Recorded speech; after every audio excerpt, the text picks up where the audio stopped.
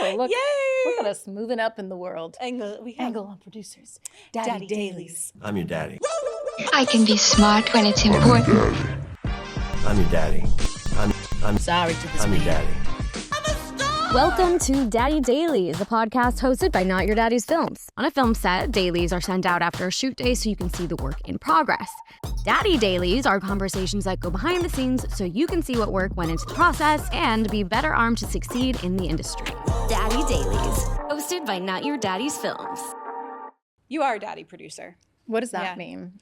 I like think this. daddy is, for us with Not Your Daddy's Films, we called it that because it's like a cheeky way to take back this very patriarchal industry and be like, we're all daddy here. Doesn't matter what your gender is. Like we all deserve a piece of the pie, a place on top. I love it. So anyone who's inclusive and getting stuff done, do you curse on your podcast? Oh, yeah. Oh, yeah, anybody we do. who's getting shit done is a daddy. Yeah. I love it. Yeah.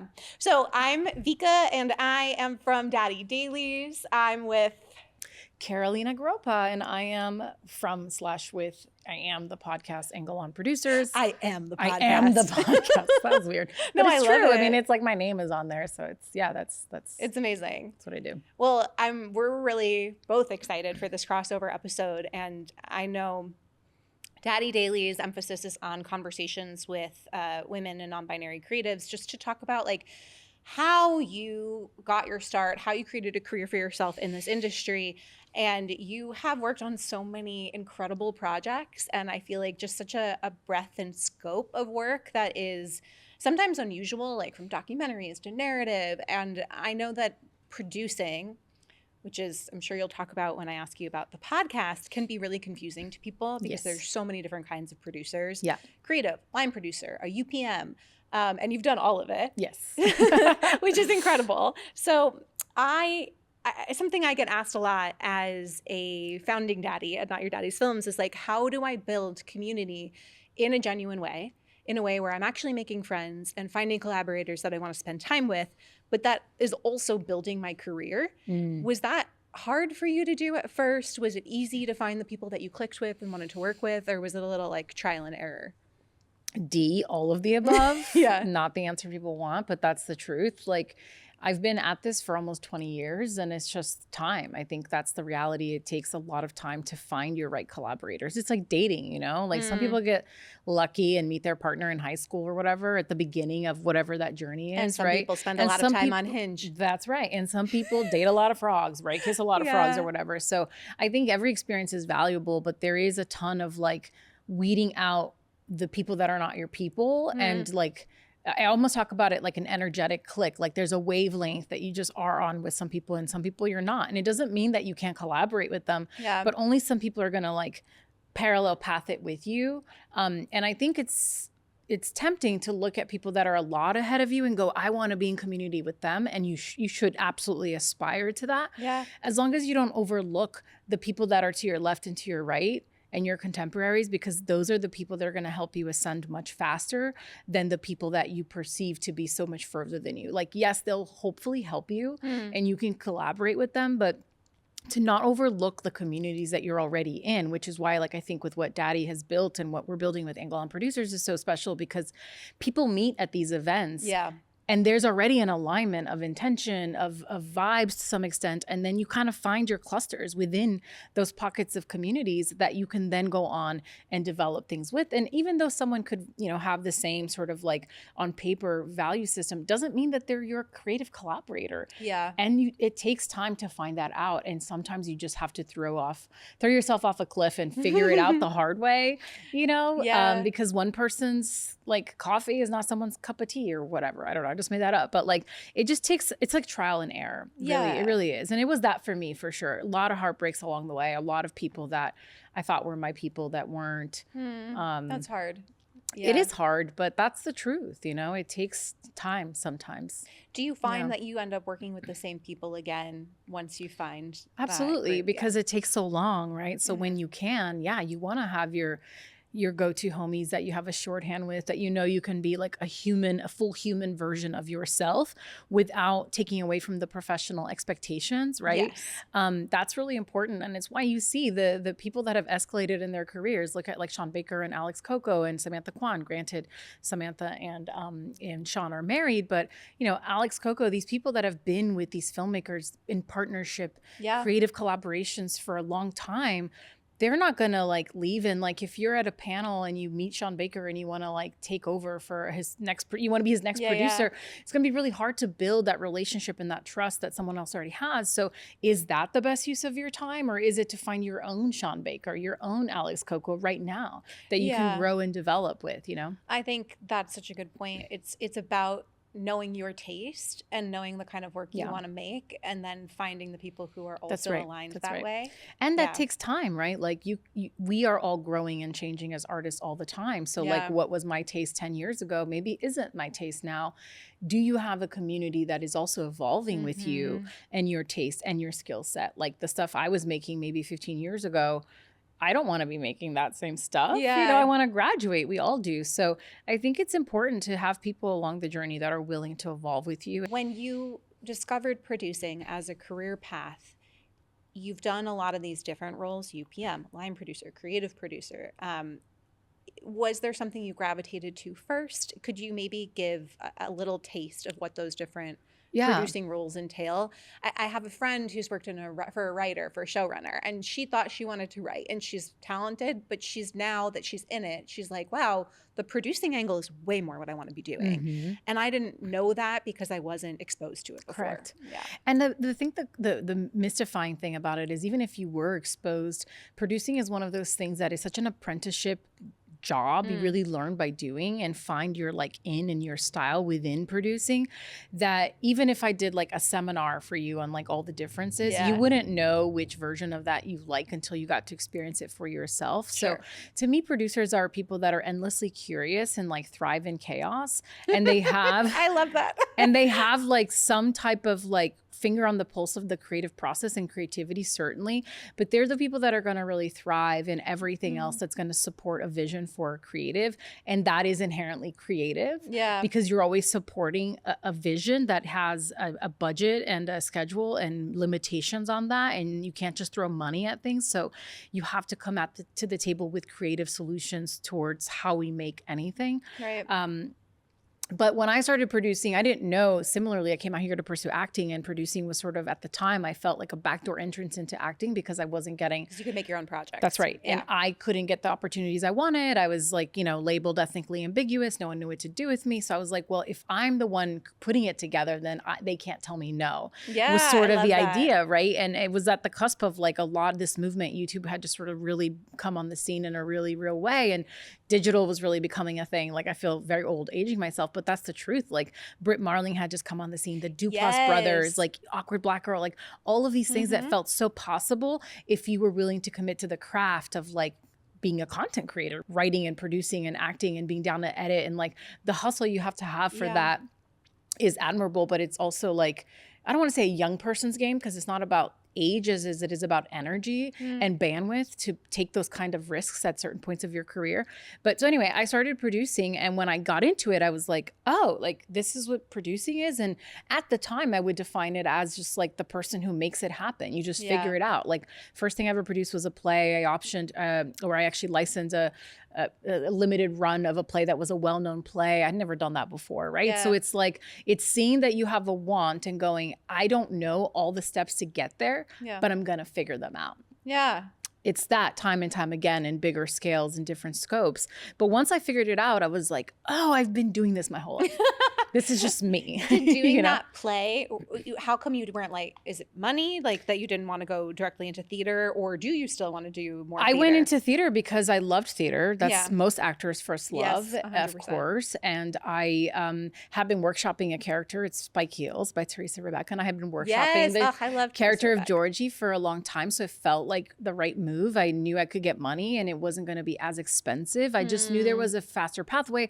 It's also part of a theater company. So I talk a lot on my podcast about like leaning into what you have. So at the time, even getting access to digital cameras was hard. Like iPhones were coming on the scene. Nobody was shooting stuff on iPhones. Yeah. Like we were still years before that. So the low hanging fruit of what was accessible to me was like, well, I'm a part of a theater troupe. I know a bunch of incredible theater actors. I have access to a stage. I can run for 6 weeks, like, but I have to pay for that. It's not going to be free. To find money. So I can raise money and do this and put it together in this way. And that's what I did, you know, and I loved the process of doing it. But ultimately, you know, obviously producing theater in LA is like not a viable game. But it really taught me a lot of things. And one of the consequences, if you will, or wins of that experience was so many friends with shorts were like, will you help me put this together? Will you help me make my thing? And I was like, proof of concept, truly of doing it. Doing it. And everything I've done in my career, truly, if you look at my credits, it's always with that same seed of like, I haven't done it. I don't know exactly how to do it, but I know I'm going to find the steps and the right people to help me along the way. Yeah. So then in that vein, some of your credits are documentary or unscripted and like some really inspiring stories. Was that something you saw yourself doing, documentary? No, I mean, I just wanted to tell stories like a lot of people. And the first thing I ever produced, like full feature production film, was a documentary called AUTISM in Love. It was my first time putting something together as a full-fledged capital P, soup to nuts producer. Take? Years and years. Because docs often like you're piecing together. I knew, because at the time we shot it in like 2010, I want to say 2011. And this was like Jira Dreams of Sushi had just come on. Like Netflix was really well known for like the doc space. And so I knew that there was a version of doc productions where you could be in production forever because you're running out of money, you're shooting as you go. And then there were these like sort of contained production windows. Yeah. And so what I pitched to them, I was like, we are only going to shoot for 9 months. Period. Whatever story we get in those 9 months, we have to make a doc out of those 9 months of worth of story. Otherwise, when you're dealing especially with subjects where it's people's lives, there's no production stop date on someone's life, you know? And you can't also overextend yourself to be there for every moment. So with Autism in Love, we got lucky in that the people that we ended up following ended up having these monumental things happen in their lives during the course of our production. Yeah. But we always knew that come a certain date, we had to wrap it up. And so, but even then, it still took 3 years by the time we like raised the money, figured out, because I had no connection to the autism field beyond, I've talked about this story on other podcasts, but the reason I got into this very specific, interesting niche is I had found a job on Craigslist. Oh my goodness. That was a survival job working for a doctor who was a pioneer in the autism field. Wow. As an admin exec, like remote, before that was a cute thing. And he knew that I was doing this job because I wanted the financial security that gave me to then go produce for no money, which is what it was in the beginning, to get the experience, to get the exposure. And after a couple of years of doing that, he was like, I want to do something related to adults on the autism spectrum and romantic relationships. Will you help me? And that's when I realized no one was talking about this yet. There was nothing in the medical journals. There was no Love on the Spectrum. Love on the Spectrum came after our doc. No one's talking about this. This is the time. The time is now. And so it was just, again, product of that. And I was like, I haven't done a doc, but I know enough that I'll figure it out. And what I did is every documentary that I had seen of the last few years, I found a way to call those producers, and I was like, here's who I am. Here's what I've done. I haven't done this before. Help me. Like, what are the things? You did that. I just call up people, and you'd be surprised like how few people do this and how gracious people will be with their time if you respect their time in the ask. So it's not just like, give me all the things. It's like, you put this together. You had these challenges. How did you overcome? I saw from my research that right? Yeah. If you come in with a really specific ask, people are willing to give you their time because it shows you respect their time. And so I've actually mastered the art of cold emailing over the years because I've just like, I don't know the answer, but I'm going to find out. And I'm going to ask people to help me along the way. Truly great advice. I think at every stage of the game, you are either doing the reaching out because someone has information that you want, or someone's reaching out to you. That's and right. Being at a stage in my career where I'm on the receiving end sometimes, I'm like, yes, you can pick my brain, but have questions. Know what it is that you're looking for, because I can talk forever, and it's going to be a lot more helpful to you and more respectful, like you said, of my time. Yeah. And so I try to do the same thing if I'm reaching out to others. Exactly. You know? And it's part of what led me eventually to start the podcast, because so I had worked and docs, just to back up, but like I knew that wasn't like at the time, it was like, oh, you're a doc producer now, you know, the doc did really well. We premiered at Tribeca at the time, world premiere, which is a big deal. We sold to Netflix, which was a huge deal, sold to PBS. We got an Emmy nomination. And that was your first feature thing out the gate. And frankly, till this date, and that was 10 years ago that we premiered at Tribeca, but it's been the only thing really in all my credits, to be fair, that has been solely mine, right? Like I produced it, I put it together. Every single step of the way. I still deal with the LLC up until this day. It's like my project, along with my partners on that. Of course, I'm not trying to take credit where it isn't due, but everything else I've been a producer for hire, which is a very different thing. So what I realized after making Autism in Love is that I wanted to be in narratives. That's kind of what got me in the game, but I wanted to make money. So I went and made and did commercials and whatever, branded, and I worked my way up. I started in the production office and eventually was producing and touched every rung of that ladder. And then after some years of doing that, I was like, well, I'm going to leverage this experience to now break into independent features. This was around 2015. Things were really booming from 2015 till the pandemic. There was a lot of production, especially here in LA. And I shot almost every film you see on my resume was shot here, which is also like makes me an anomaly. So amazing. Yeah. And frankly, especially right now in 2025. Unheard of. I mean, it's unheard of, right? Like the first time I ever shot fully out of state was in 21. Prior to that, every single movie that's a whole different ballgame. From I worked at Sony for 5 years and I was in the production department. And something that I didn't realize prior to working there was who is getting hired out of state, who's getting hired in state. And line producers would come on board shows and it was like, well, who do you know in this state? Who can you work with? Who can you call tomorrow? We're getting the show started ASAP. That's right. And that helped so much. And so back to our earlier points, like building your network and who is to your left and who is to your right. Those people are not always going to live in the same city as you. And so it will help you expand your network and maybe make your dream project in another city because that's where you know people and that can be a beautiful thing. Well, you know, Steve Jobs famously said that you can only connect the dots looking backwards. And when you do that, it's always fascinating where you're like, I could never have predicted that meeting this random person ended up years later in a job. Like you just don't know where things are going to come from. That's which certainly is my why, career. Yeah. and mine as well, which is why I like this idea of like, regardless of where you're at, being a person of integrity, being a person of your word, being a hard worker, being a person who follows through, that is so important because that imprints on others in ways you don't know. And it's outside of your control. You can just show up and do the best version of you every time and get better and sharper in the skill set that you have, that you're acquiring. I think it's super important. But, you know, with producing, there is a ton of different types, but historically there was one producer, right? If you go back to like 20, 30 years ago, probably longer, you look at any credit of any movies before the 90s, you had a handful of producers. And now all of a sudden you have 20, 30 people who are listed as producers or EPs on that. And it's bifurcated a lot of what the producer role does. And there's a whole movement with Producers United trying to figure out how do we reclaim what a producer means? How do we stop diluting the credit and the value of what the producer job is? Because it is a job, right? And some people make their livelihoods as a producer, and others are managers who produce and are getting a salary over here, or are talent who produce and are also going to be making money as talent and whatever endorsement deals. And so to me, it's like it doesn't discredit their input into the process, but the person that is responsible, if there's a problem, who are you going to call to solve that problem? To me, that is the producer of the project. And when I'm like looking to see who actually made this, who was on the field, who was there every day, like that's the producer. And everybody else has place and value in the ecosystem for a variety of reasons. But we should really be lifting up that particular person, or sometimes two people.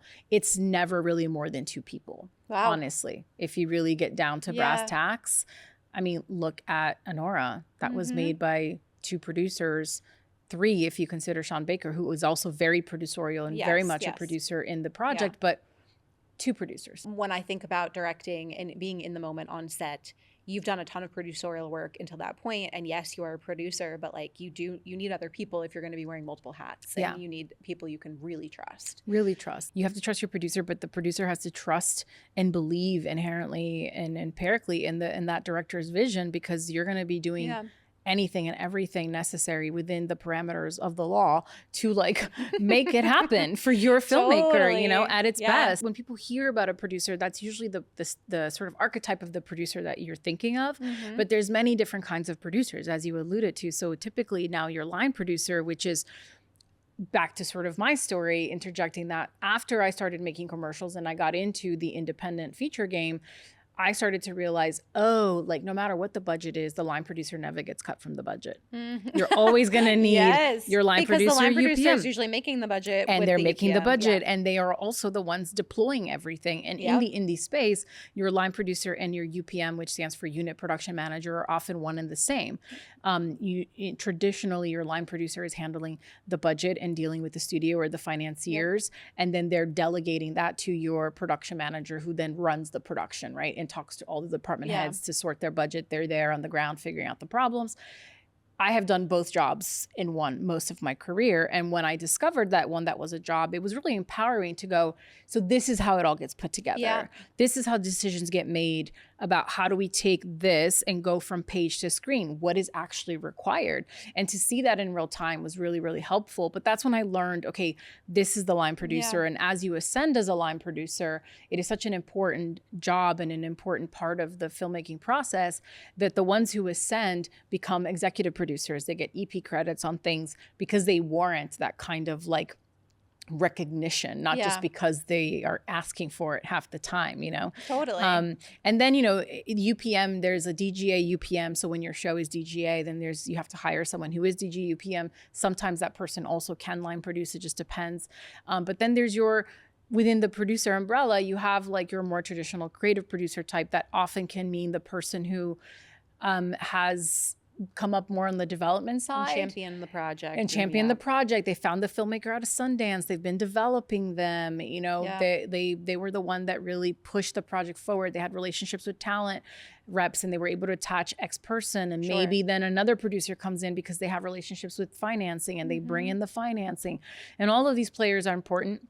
Sometimes you get people who can do all of those things, but sometimes not. And so that's why you have so many different producers and so many different projects. And then when it's all said and done, that's when they go, we have the talent, we have the money. How much do we make it for? Where do we shoot it? How do we do this? And that's when someone calls someone like me, is to figure out how do we actually make this movie for a price that makes sense for the market with the cast that you have. And there's, again, a lot of power in understanding that piece of the puzzle, especially if you're a creative, because then you can not be so upset by the process, but understand that regardless of what you think and want to make your movie for, there is a sweet spot that's going to make sense on the distribution side so you can actually sell your movie and make money. 100%. And that is something that I've noticed with friends. I have many filmmaker friends who've had their features premiere at Sundance, South by, whatever. And there's this somewhat upsetting thing as a friend to be like, wow, it's so hard to then get distribution. It's already hard to make the movie. And then there's this whole other point at the back end. And one of the questions we got when we posted on social media asking like, questions do you have for a producer? It was, how do you make your project at the early stages and also on the back end attractive for distribution or for financiers? And obviously you need to go to the right people. It's again about that creative language. Are you speaking the same language? But also it's a business. And so is there a way to make it more attractive? I mean, that is a whole podcast episode on itself, honestly. I bet we could probably point people to a certain episode on your... And frankly, I mean, the Mark Ankner podcast, Convo from South by, is great. He was a partner at WME for almost 20 years. I mean, he built his way up to become partner and was in the indie finance group and helped finance a lot of like the best indies of our time. And even he talks about how hard it is. And he had a film premiere at South by that won South by. And distribution is still hard. So it's like you have to look at the entire pipeline, right? And you have to study our business. I think there's a lot of people that are creative and they go, well, it's show business and I don't care about the business. I just want to tell my art. But it's like, you can do your art in a vacuum all day long. But if you want to participate and profit from this business, you have to understand the rules and the mechanism of it, right? So what is happening with distribution? Think about you as an audience, as a viewer. Like, are you going to the theater to see everything? No. you're watching stuff on streaming. How engaged are you with what you're watching? Yeah, how many shows are you watching also being on your phone? How many shows are you watching, or just like half watching, being on your phone, not really watching, just giving the streaming numbers? That was my hot take the other week. It makes me so sad. And I'm not like throwing shade at anybody. It's just the reality of where we're at as a society. Maybe you're most people do this, no matter what age you are. I mean, I sit, and watch movies with my parents who are in their 60s, and they're like doing the same thing. So like, why? So how do you capture the audience of someone who, the attention of someone who is your right audience, but you're competing with everything else, with this oversaturation of content? I don't have the answer, and no one really does right now. I think that's part of why we're seeing this sort of like dismantling of traditional Hollywood, is because the traditional Hollywood model, at least, is because distribution is inherently broken. People can't make money on the back end like they used to, because now it's all streaming. So how does that impact the beginning of your pipeline? Well, it's less money. It's less money to make your stuff. It's less money to buy your thing that's made, because we don't know. We're not going to spend millions of dollars, because what are the odds that people are going to watch that? I think there's two things that are so relevant to what you're talking about. One being the shrinkage. There's so much less shooting here, and that is because of what you're talking about, making it cheaper up front. And when I say here, I mean here specifically in Los Angeles, but in the States in general as well, it has gone down across the board.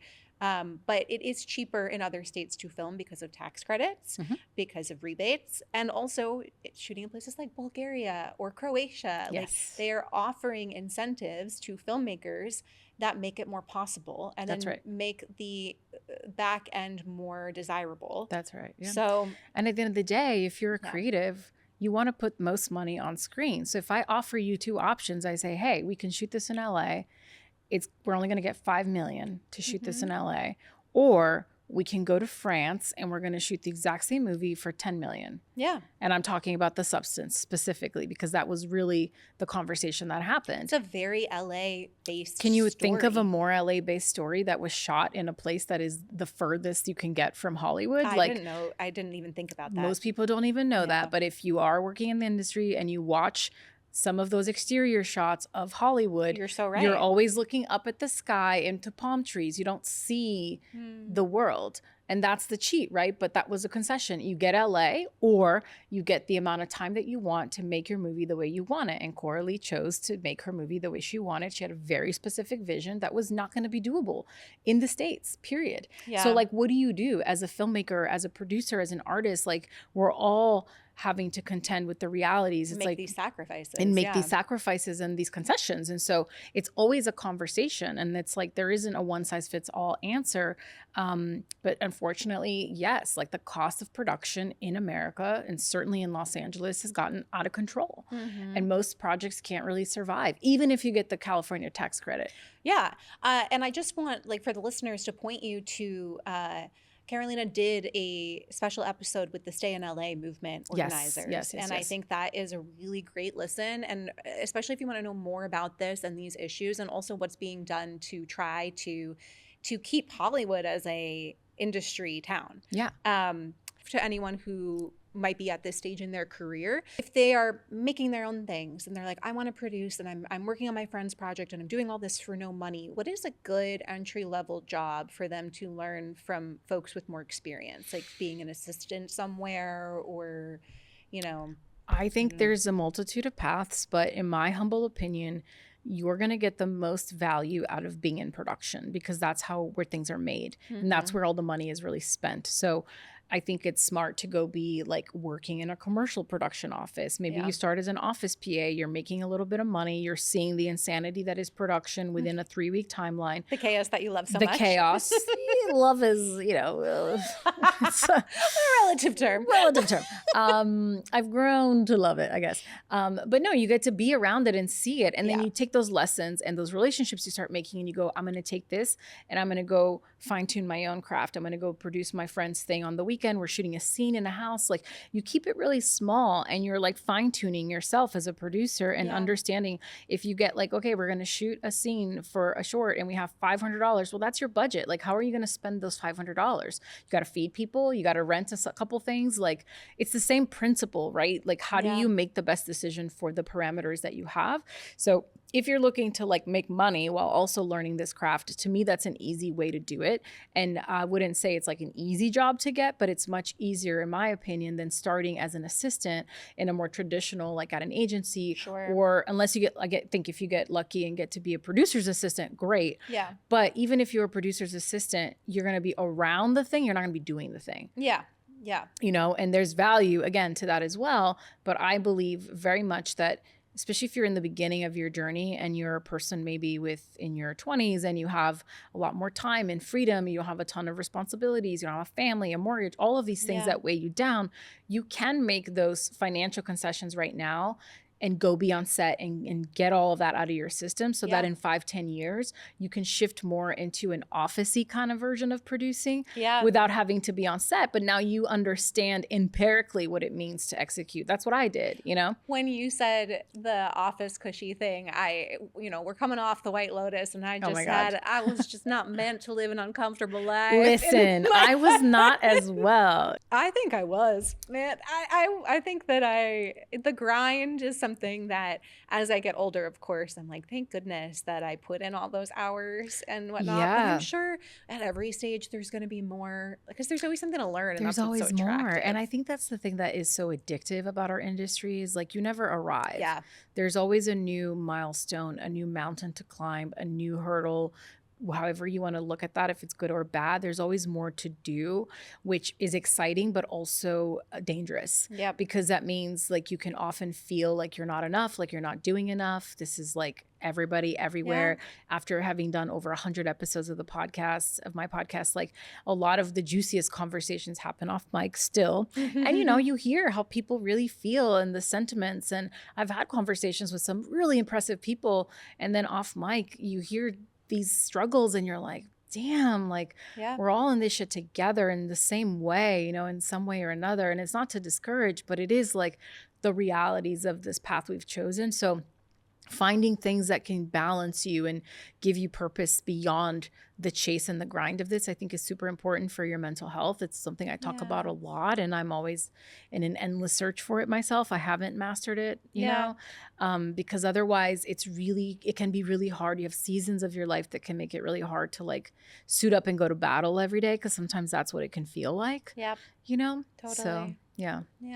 Okay, so I want to switch gears to you. And on the note of what I just asked, though, I am curious, like for you, how long have you been in LA? Just a quick little journey. And when you are feeling discouraged, like how do you feel you're well? What helps you kind of suit up and keep going, especially now and / in these last 5 years that have been so difficult for so many of us?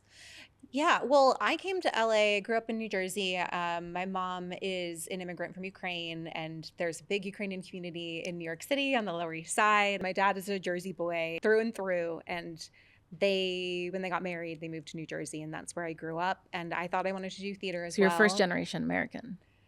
Not on my dad's side. Okay, my mom. On your mom's side. Okay. My mom, my grandparents moved to Germany. She was born there, moved to Philly at first and then New York. So around when she was 5. And I grew up with 2 parents who were journalists. Everyone in my family, for the most part, is a writer. And I thought I wanted to be a journalist as well.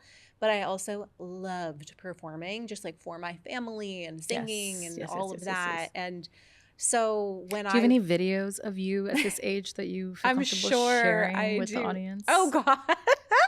Because I'm sure I speak for dad myself. does. I'm sure the Daddy Dailies audience would love to see some OG throwbacks to Vika at her finest. Wow. Yeah. I mean, I played with that camcorder. So we all did. I have some juicy stuff too. That's why I'm like, I'd love to see what's in your camcorder. Yes. I went to public school. I did theater. I ended up doing this program in high school at NYU that was called the Future Filmmakers Program. And they basically taught us how to use a camera, how to edit. It was 12 weekends in New York City. So I would go on the bus with my friend and spend the day making stuff. And it was a lot of NYU grad students who were like, assuming they were getting credit for it, but like volunteering their time. They were teaching us stuff. And that was a real eye-opener to me, because everything else I knew had been theater-based or like performing at school. And I wrote a lot, and it was big fish, small pond, very small town. And I got praised for my writing. And so when it came time to apply for colleges, I was like, okay, this feels like the thing I keep being told I'm good at. And I applied to a bunch of programs for that. I ended up going to UCLA because I wanted a very traditional college experience. And I had applied to some conservatories and whatnot. And when it came down to it, I was like, but I want to go to football games and have this experience. Yeah. And I got in, and then I saw the school, and it was just a really beautiful experience. I ended up totally pivoting and being a musical theater major. And then my senior year, there were no shows being that the grad students got to pick the shows. There were no good roles for women. Yeah. And it was the year that you're supposed to be getting cast and whatnot. And I got mad. I was like, this department is 75% women, and there's nothing for us to do. So I started writing again. I hadn't written most of college. And I made a web series, very inspired by Issa and Broad City. And I did that. And then I decided in that year I wanted to stay in LA. I had amazing internships. And to what we were saying earlier about the people I became really good friends with an assistant at one of my internships who got me my first job. Yep. I worked for a television writer, selling his expensive guitars and running around the city and doing mail things for mail, MAIL, mailings for him. And I just didn't really know what I was doing. Yeah. And that led to being a writer's PA on a television show that then got canceled. What year was that? I think that was around 2014, 2015. Okay. Yeah. And then I worked at Sony for almost 5 years. And that was not what I expected to do at all. It was a temp job opening, and I was like, unemployment, take this job. And I learned so much. I was in the production department. I can barely count. So me being around budgets and numbers was a real choice. But I learned an incredibly valuable lesson, which is writing to a number. And say it again for the people in the back. Writing to a number because it's means important that you understand if a budget is something that you can't have 4 explosions in your script. That's right. Or you can't add a dragon at the last minute. So this was something that I had never thought about before because I'd never been working with something that had real money. I want to pause there because this is where sometimes line producers can get bad rep of well, they just don't want to help me make my vision. Yep. Well, they just don't want to da-da-da. And it's no, they have the constraints of a finite amount of money, and they're helping guide you to work within the scope of what is doable and try to be a solution-oriented partner as opposed to an enabler. Yeah. Because you can't just throw money at everything. And even if you could, we see that in Hollywood all the time. It doesn't mean you make a better product. Yes. The creative constraint actually makes you be better and tell better stories. They are your best friend and not your enemy. They are not there to try to derail your project. And that I've heard that ad nauseum, especially on the indie film side, of the line producer being painted as the bad guy. Said no. They're the no person. They just don't want to help anybody do anything. And it's you have no idea all the things they're juggling and all that's being weighed against the scales at all times. So no, I really appreciate you saying that from the writer's perspective, because I harp on this all the time. I think that is so incredibly true. And it is in the presentation, the line producer, if you go to them and you say, this is what's important to me to tell this story, then they might not say, yes, go do that, but they might give you a creative solution that will give you the end result emotional impact of what you're going for. That's right. And I think after Sony, I got a job as a showrunner's assistant on SWAT. I have been on the show seasons 5 through 8, and I wrote 2 episodes and got to shadow a director. Amazing. And it's been the most amazing growth experience of my career, but incredible line producer and UPM. Paul Bernard, James Scurra. Now James Scurra has been our line producer for the last 2 seasons, 1 season. And he's incredible at what he does and incredible at figuring out what to do on an action show that has cars turning over, blowing up, people getting shot, all of this stuff, and making it happen. And so I think being around that and the fact that I got to be in all these meetings. So my biggest lesson and piece of advice is that if you can be in a position to have an assistant or be in a position to help somebody, let them be a fly on the wall. Yeah. Because my first job, frankly, I didn't think I wanted to be a television writer because I didn't get to be a part of anything. I got lunches and I sat in an office and I was like, well, I am not learning anything. Yeah. I'm reading the scripts as they come out, but that's it. Yeah. And it kind of took the joy out of it and the excitement I had out of it. And the showrunner on that show had no idea I felt that way. And I didn't know what it was that I was feeling. I thought maybe I just want to act and I don't want to write, you know? Well, because you didn't want to be like, you didn't move to LA to like be thrilled that you're just like answering phones and doing emails. No, but I thought I should be grateful. And I don't know if that's a very specific like woman thing conditioning or not. Maybe. But I also think like everyone knows this business is really built on mentorship and apprenticeship. Like you learn by being in the rooms, in the conversations. That's why I was saying like wherever you can be and lean in and be a part of that, it'll help you in whatever lane you end up entering the thing you want to be doing. So if you start out in post or you end up in a marketing department because you had a temp job that got you there and you're like, but I wanted to be a writer. I wanted, like, there's always a zigzag that's going to get you there. And if you're smart, you can really vouch for yourself and advocate for yourself to get into, be listening to those conversations that all help inform your process and who you become as a storyteller, as a creative. And it's also important. Look at Ava DuVernay. I mean, she was a publicist who transition into filmmaking, right? So it's like, how do you take the thing that comes for you, the opportunities that are there and accessible to you, and lean in a way that you don't get lost in it if that's not where you want to be, but you like suck all the marrow out of it and get the most you can before you go, thank you so much, now it's time to move on. Yeah. No, I think that's incredibly valuable. And the show has been canceled. So I've been forced into that next step of like. How's that been? Well, it's to your second part of that question of like, how do you fill up your cup? I think I'm such a doer and I love to work because I do creative work. Like I think it has value to be somebody who has a job where you clock in, clock out, and that's not your passion and you have your passion outside. For me, the two things are intertwined. My passion is also the thing I make money at, which means it's also when it's not going well or when the show ends, it is devastating. Yeah. How do you process that grief? I journal. Okay. I journal. I go to therapy. I think that it's also making a conscious effort that the relationships I've built on this show that are real friendships, maintaining that. Yeah. I had a friend on the show who went on to another show and he invites us over for pizza night every couple months, and so that relationship is still really strong. Yeah. And I think it's maintaining the friendships. And for me, I always say that I love this business so much because I love people and I love art and I love collaborating, but I could be a novelist and write by myself and work with one or an editor and like a publisher, and this is way more people. Yeah.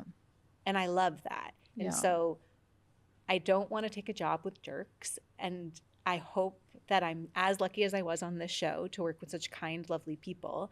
And I think just reminding myself of the thing that is the value add, it's the education, it's the creativity, but it is the people that I was with every single day, especially on a network show where you only really have like a month off a year. Yeah. You really become a family. And to your point, like, you met hundreds of people over the course of that show. You're not going to be friends with every single person. No. You may be friendly with some. If you need a referral for something, or put them down as a reference, like that'll help. But there will be some people you naturally gravitate towards. And that's the other part, is like investing in those relationships because you genuinely like each other beyond just like whatever transactional thing. Yeah. That's why I was saying, like, somebody who's an assistant today, for whatever reasons, that's their journey, could leapfrog you and then be show running in like 5 years.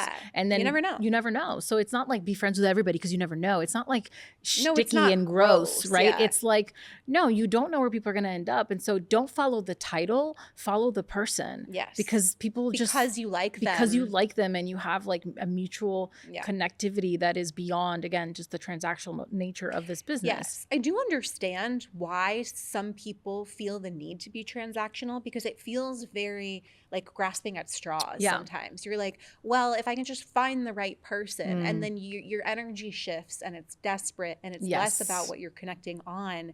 And you can tell if somebody like you said, it's like dating. You can tell if someone's like, I just want to find someone. Exactly. Versus I like you.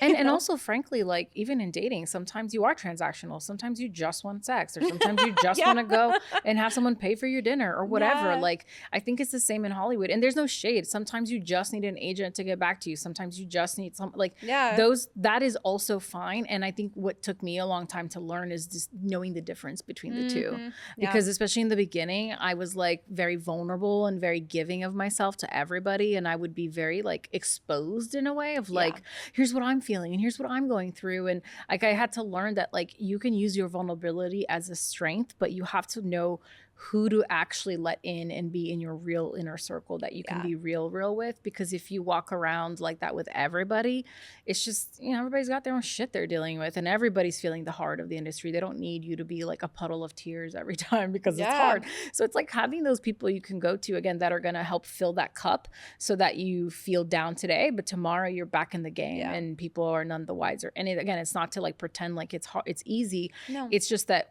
you have to get up every day and keep doing the thing and the work. That's what builds careers and years of like a trajectory that you can look at, you know? And the mental portion of when things are going well and when they're not is giving your life a structure that feels good to you. Yeah. So I know that I feel depleted if it's only work. Between Not Your Daddy's Films and my other job, it can be work. And I love both those things. But I've had to take a step back and be like, okay, what am I doing? Has nothing to do with my career. It's hard though, right? Because even when you're like, I'm gonna watch a movie for fun, it's like you can't. Then you're like breaking down. You're like breaking it down. You're like, who made this and how do I get to me? Like it's wild. You have to find a hobby completely.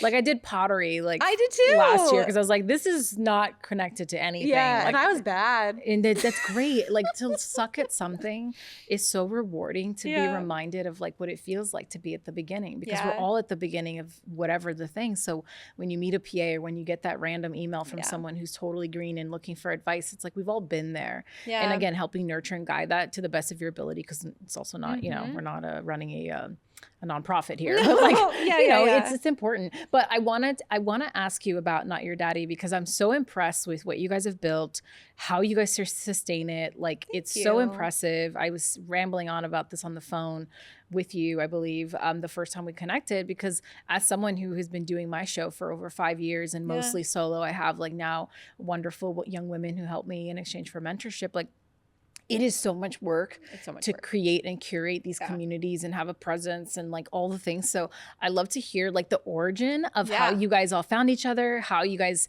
built it. But then the sustaining is honestly what's really impressive because I've met a lot of people that create things that kind of fizzle out after 6 months because we're all busy doing other things. And so tell us the story. Well, long story short is that two of us, myself and Carly, had finished our short films around the same time that we had written and directed.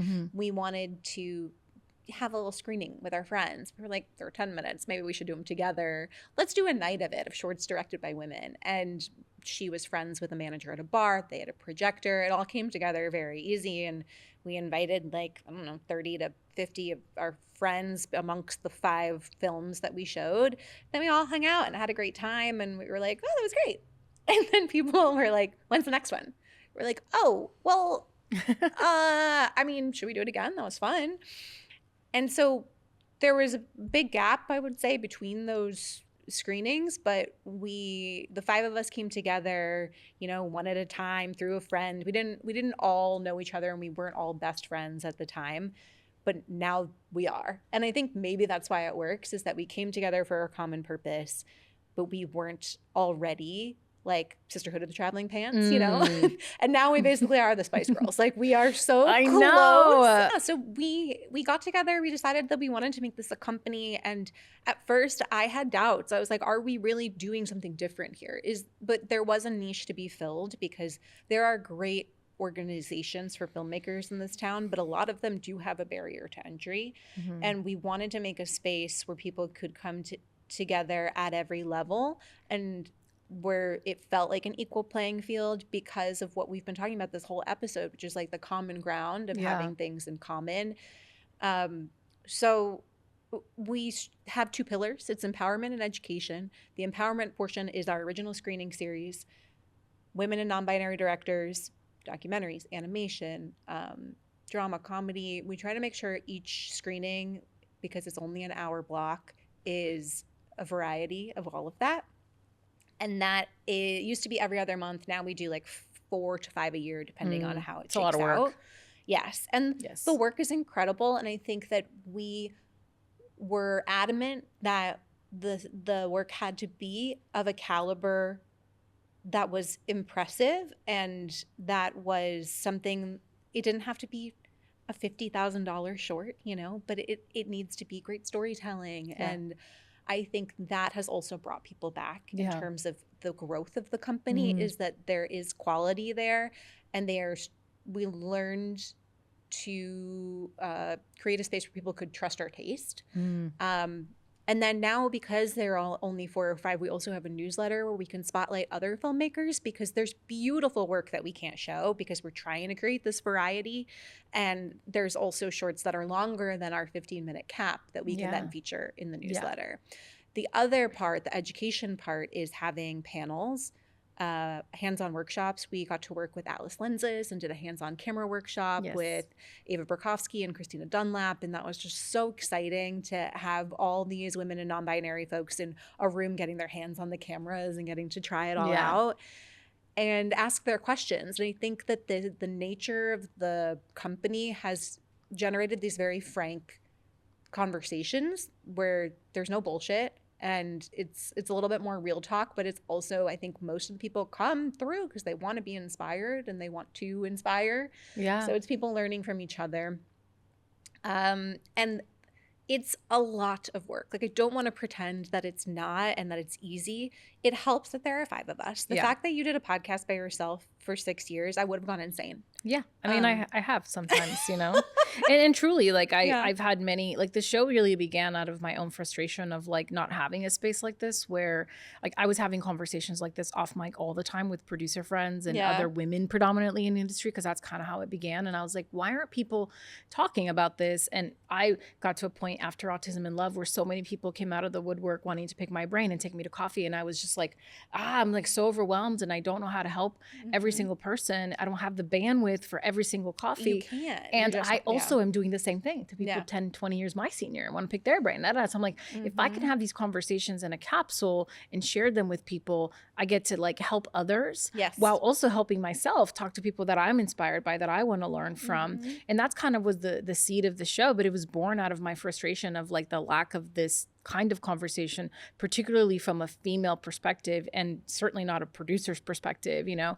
there are some producer podcasts out there that are great, but they're all white men that are having those conversations. And it's very different, right? The journey, the trajectory, the challenges, all the things. And so it was really important to create that. But in the beginning, it was like a complete side hustle thing where I was literally producing episodes while I was like on set. I'd be like, you know, 3 a.m. before a call, like trying to get an episode out because I was the one that decided I had to have weekly releases, you know, like unrealistic expectations. And I also thought, speaking my language. I was like, oh, audio, how hard can it be? And it's like so hard. It's so much work. And I wasn't even doing video back then, but every time I felt like maybe I should stop, I got to throw in the towel. Like I have other things I'm trying to do. Somebody has always come out of literally nowhere and popped in my DMs or in my inbox and expressed how much the show brings them value and helps them feel seen or feel heard or feel less alone in this career path. I love that. And just the journey as a whole, I think, of navigating any aspect of this industry, even though we have community, can feel really lonely.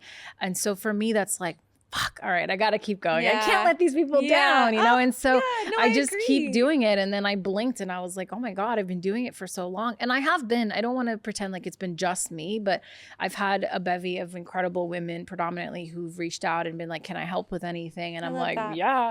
And so they just kind of become a part of the show temporarily. And I'm like, what do you need? And how do I help you? And how do I mentor you? What introductions can I make? So I make it worth their while I can't pay them. You know, I'm bringing hopefully other value into whatever their goals and aspirations is. Yeah, it's a beautiful community. So it is a lot of work. So I know it firsthand. Yeah. The community aspect is what makes it all worthwhile. Exactly. You know? Exactly. And the beautiful thing is that there's 5 of us. And when we are working on other things, we can pick up the slack for each other. We've developed a circular leadership style where we can each jump into the lead position when it's needed. I love that. And we also take point on different things. Like Carly and I produce and edit the podcast. Courtney works on booking guests. We all will like give notes on episodes and trim it down if they run over, that kind of thing, like the nitty gritty stuff. Yeah. Nicole has a background in graphic design. She does all of our like beautiful assets for events and things like that. So we're all bringing a different skill to it, and they happen to meld in a beautiful way. Yeah. And I think that we have so many goals for the company, and we want to start being able to offer grants and more mentorship and things like that. But we're 2.5 years old, and we've gone from 30 people to 350 people at events. So that's incredible. It's also like pacing yourself so that you don't burn out. Yes. Because like crashing out is such a popular term right now, and it's so true. You get really excited. The ball is rolling. You want to go with the momentum. But we had to have in our weekly meeting be like, listen, we want to do all this stuff, and we will. But it does not have to happen this month, this week, this year. We can be smart about how we stagger our things out so that it doesn't eat us alive, because we want to, that's dramatic, but we want to make sure that this is sustainable and that we can do it for the longevity of our careers. Yeah. And that's brilliant advice, even for me, because I think it's hard and tempting, especially with the rise of like the importance of social media. We were talking about this before. Like, you got to now do video, you got to be on the TikTok, shoulder content, the amount of stuff. I'm like, it is literally, it's a full-time job, and you feel like you have to be doing it all, and you got to be in on the trends, and it's like exhausting, you know? And so you have to be able to like take a step and take a pause and like focus on other things. That's right. Sometimes that's what you need. I'm not very good at that. I'm like still trying to find my slowing down, whatever that means. Cause I think you will.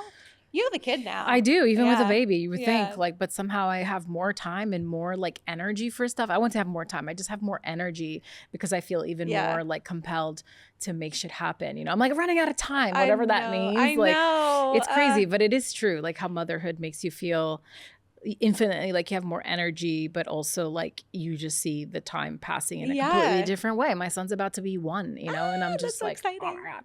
So well, I love the way your brain works, but I feel very like that's very synchronistic. Yeah, I think so. I love that word, synchronicity. Yeah, I mean, it feels very aligned with how I feel often. So I'm so curious what your hot take is going to be. We do this segment on Daddy Dailies where we have our guests give their hot take on something film related. It can be as silly as like there should be no food in the movie theater, or it can be like I'm really passionate about this director and no one talks about them. So if there's anything you got, lay it on us. My hot take is like something I understand, but I just don't understand at the same time. Okay. Which is fandom. Okay. Like, I cannot for the life of me understand how someone, your typical like fan of something, will go to the ends of the earth to spend insane amounts of money to have like the cosmetics line. I'm not even talking about experiences. Experiences I actually understand because it's the studies prove that money spent on experiences is actually money well spent because you actually retain that value much more than the transactional thing, buying a purse for, you know, $10,000 versus a $10,000 experience and how that imprints. So I get like paying crazy amount of tickets, crazy amount of money for like Taylor Swift or Beyonce, even getting the merch, fine, I get that. But the psychology of why people are sort of like obsessed with things they don't need because somebody that they admire or a fan of like puts their stamp like is really interesting to me. And that transcends to like sports fan. It doesn't just have to be in our industry. Like the idea of being so obsessed and obsessive about something that you feel is such a defining part of your identity that you will like, people will get into fights and go to jail over like their team. You know what I'm saying? It's kind of how I feel about Disney adults, honestly. Disney adults is another one. The psychology of humans is endlessly fascinating to me. It's so fascinating. And I'm just like, I understand again the psychology of it, but I've never gravitated towards that myself. Right? No, I haven't either. But wouldn't it be funny if I was like, oh yeah, I own every item of Skims clothing because I'm obsessed Skims is actually a great product. Skims is a great product. So I'm not saying if you make a great product, amazing. Sure. But like, does every celebrity who makes lip gloss or a perfume need to be selling that perfume? Do we need the amount of merch that we have from an ecological standpoint. All that say I shit's agree gonna with you, end up in and a no. landfill. There are a sect of like mid-tier artists and performers who rely on merch to like Yes. make a living. I'm not talking about that. It's just this No. like obsession with It's like everything. if you had a wine, you know, if and you I were like, hope to one day. if you were like Angle on Producers Chardonnay. Oh like, God, I don't drink Chardonnay. That's so offensive. Ah. But that's what it always is. It's like the Martha Stewart. Like This is the yeah. problem. This is why I would never sell Chardonnay when I That's make so wine. funny. Absolutely not. That's disgusting. Title of ep: Never sell Chardonnay. Never sell Chardonnay. It's a very popular wine, so I'm probably doing it Yeah. myself a disservice. I don't understand why people who are financially struggling, yet they'll spend $20 on a lip gloss they don't need because like somebody's putting something out. So that's my hot take. Like, I don't get it. I respect it, sort of, but it's just like when I see it happening, I'm like, how did I not get caught up in this? Like, what's wrong with me? I like that you know? gave that whole hot take and you still didn't yuck their yum. That's pretty impressive. I don't yuck anybody's yum. That's me. Thank you so much. It's my hot take. Okay, well, mine, I'm going to keep short and simple. My hot take is if you can't afford a good wig, I'm looking directly into camera. If you can't afford a good wig, don't use wigs in your movie. Because I have watched several lately with horrible hairlines. They don't make sense. You know, I'm going to call you out, Nicole Kidman. You are one of my favorite actresses and your wigs are so bad. And then I'll watch another movie and I'm like, hire that wig artist. Hire this person. Hire Moira Fraser, who works on Abbott Elementary and is a fantastic hair artist. But yes, I often sometimes feel like I'm watching a dramatic movie and it's the wigs from Schitt's Creek. So, Oh boy. Yeah. Listen, I get that. if you want more of Carolina's hot takes and just industry knowledge, you can listen to Angle on Producers. If you want more of me, you can listen to Daddy Dailies. And we've got lots of information for all of you out there. Yes, and I'm on all the socials. You can find me pretty easily via a Google search. Amazing. Yeah, follow me, hit me up. I also have a newsletter, have all the things. This has been so much fun. Thank you so much for this is such a fun cross promo I love thing. it. I'm excited. Yeah. Thank you everyone for tuning Thanks for in and listening. hanging out with us. Daddy Dailies is presented by Not Your Daddy's Films, a social impact organization dedicated to educating and empowering women and non-binary creatives in TV and film. If you like what you heard today, don't forget to subscribe and leave us a positive review. And if you want more Daddy episode insights and links to what we talked about, join us on Patreon/NYD Films. Daddy Dailies is produced in partnership with Robert Bailey and edited by Carly Tamarin, Vika Stubblebine, Claudia Restrepo, and Gracie Strauss. See you next time, Daddy.